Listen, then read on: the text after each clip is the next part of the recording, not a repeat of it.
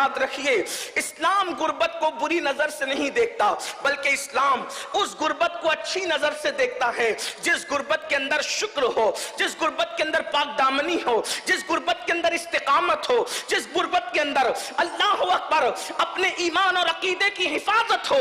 اگر غربت ایسی ہے تو اسلام جو ہے اللہ اکبر ایسی غربت کی یہ شان بیان کرتا ہے۔ اللہ کے رسول صلی اللہ علیہ وآلہ وسلم نے فرمایا دنیا کے مالداروں سے 500 سال پہلے اللہ غریبوں کو جنت عطا فرمائے گا۔ ایک حدیث پاک کا مفہوم ہے قیامت کے دن ان لوگوں کو بادشاہ کی حیثیت دی جائے گی، بلکہ جنت کا بادشاہ قرار دیا گیا ہے جو غربت کے اندر شکر سے کام لیتے ہیں، پاک دامنی سے کام لیتے ہیں، نگاہوں کے اندر تقدس ہوتا ہے، رب تبارک و تعالیٰ کا شکوہ نہیں کرتے۔ مگر یاد رکھیں اب کوئی غربت کی اس فضیلت کو سن کر یہ نہ سوچے کہ پھر ہمیں تو غریب ہی رہنا ہے، جیسے کہ ہمارے یہاں کچھ تنظیمیں نماز کے نام پر شروع ہوئی 1857 کے بعد انگریز کی پیدا کی ہوئی نوزائیدہ جماعتوں نے الگ الگ انداز سے مسلمانوں کو گمراہ کرنا شروع کیا کہ جب رسول اللہ غریب تھے تو مسلمانوں کو مالداری سے کیا کام، جب سیدہ فاطمہ کے گھر چولہا نہیں جلتا تھا تو پھر یہ کیا اور وہ کیا۔ اللہ کی عزت کی قسم ہم سنیوں کے عقیدے میں رسول اللہ کوئی غریب نہیں ہے، واللہ ہمارا عقیدہ تو یہ ہے دنیا کا سب سے مالدار اگر کوئی انسان ہے تو وہ ہمارے نبی کی ذات ہے۔ اس کی وجہ یہ ہے کسی کے ملک میں کسی کے قبضے میں ایک ریاست ہے، کسی کے قبضے میں ایک ملک ہے، کسی کے قبضے میں 2 ملک ہے، لیکن میرے نبی وہ نبی ہیں اللہ اکبر کہ خالق کل نے آپ کو مالک کل بنا دیا، دونوں جہاں ہیں آپ کے قبضہ و اختیار میں۔ اللہ کی نعمتیں جو تقسیم ہوتی ہے نعمتیں خدا کی ہے اور تقسیم کرنے والے ہاتھ مصطفیٰ جان رحمت کے ہیں۔ اسی لیے میرے آقا نے فرمایا واللہ یعطی انما انا قاسم، اللہ مجھے عطا کرتا ہے اور میں تقسیم کرتا ہوں۔ اسی کو میرے امام کہتے ہیں کون دیتا ہے دینے کو منہ چاہیے، دینے والا ہے سچا ہمارا نبی۔ میرے کریم سے گر قطرہ کسی نے مانگا دریا بہا دیے ہیں، دربے بہا دیے ہیں۔ پیٹ پہ پتھر باندھنا اختیاری تھا، میرے آقا نے پیٹ پہ پتھر بھی باندھے اور بکری کا گوشت بھی کھایا تاکہ وہ رسول نہ صرف غریبوں کے تھے نہ صرف مالداروں کے تھے۔ فاقہ اس لیے کیا کہ اگر فاقے کی نوبت آئے تو میری سنت سمجھ کر کے فاقہ کر لینا، اور جب اللہ عطا کرے تو میری سنت سمجھ کر گوشت بھی کھا لینا۔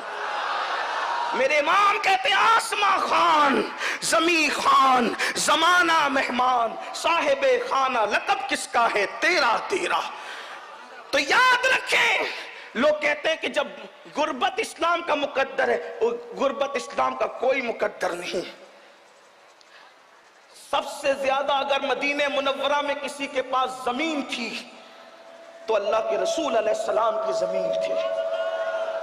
آپ جا کر سیرت پڑھیں، حضور علیہ السلام نے پیون کا لباس بھی پہنا اور کبھی کبھی 27 اونٹ کی قیمت دے کر ایک جبہ بھی خریدا۔ اس کا مطلب یہ ہے کہ پیون کا اس لیے پہنا کہ اگر غربت آ جائے تو تیرے پیون پر رسول اللہ نے اپنی سنت کا پردہ ڈال دیا ہے۔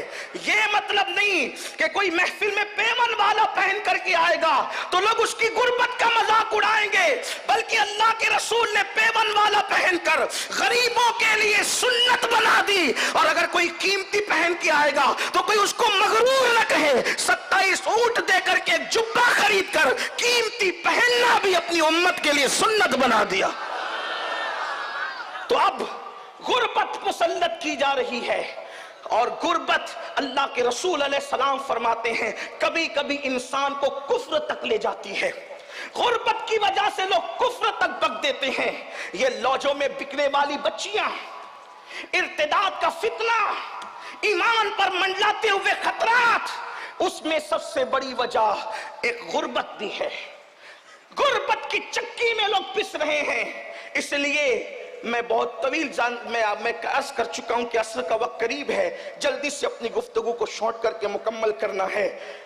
غربت کی چکی میں لوگ پس رہے ہیں، ایمان خطرے میں، عقیدہ خطرے میں، عزت خطرے میں، آبرو خطرے میں، جان خطرے میں۔ امام سفیان ثوری رضی اللہ تعالیٰ